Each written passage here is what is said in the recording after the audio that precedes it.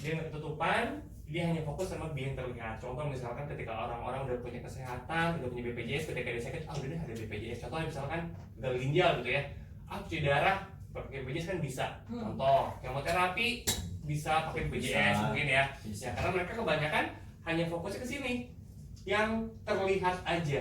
Ya yang ini pun bisa di-cover sama namanya asuransi kesehatan. Efek-efeknya. Betul.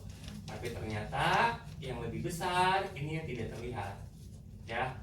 Seperti namanya biaya perubahan biaya hidupnya. Namanya orang kalau sudah kena penyakit kritis sudah pasti ya. Nggak bisa kerja. Betul, yang mungkin dulunya kerja bisa jadi kehilangan pekerjaannya, yang punya bisnis kehilangan bisnisnya gitu ya. Tapi namanya hidup gitu kan, kebutuhan terus berjalan ya kan, kebutuhan sehari-hari, rumah tangga, pendidikan, asuransi gitu ya. Terlebih namanya orang sakit kritis dia perlu namanya vitamin yang lebih nutrisi ya.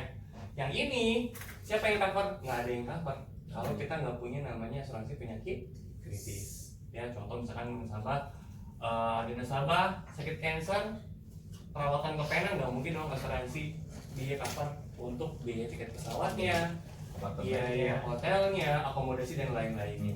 Oke teman-teman ya. Nah jadi Bapak Ibu, nah disinilah biaya yang tidak terlihat karena orang-orang hanya fokus ke sini ke biaya yang kelihatan aja, gitu ya. Karena kalau misalkan dia punya asuransi kritis, ya setidaknya bisa menutupi biaya-biaya yang tidak terlihat ini, gitu ya. Nah, solusinya apa? Ini dia sih MCCP. Oke, yang pertama dia aman. Karena kenapa?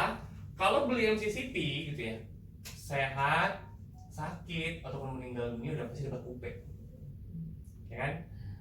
Karena bisa dibilang MCCP ini satu asuransi, tapi bisa cover buat 3 proteksi. Bisa buat jiwa, bisa buat kritis, ataupun bisa buat simpanan masa depan juga, gitu ya. Kalau klaim ya dia dapat UP-nya sama tambahan jika ada, kita bahas tambahannya ya. Kalau dia nggak klaim ya UP-nya akan cair di akhir masa pertanggungan. Oke. Nah ini adalah plan dari si MCCP, gitu ya. Plan 1 sama plan 2 ya.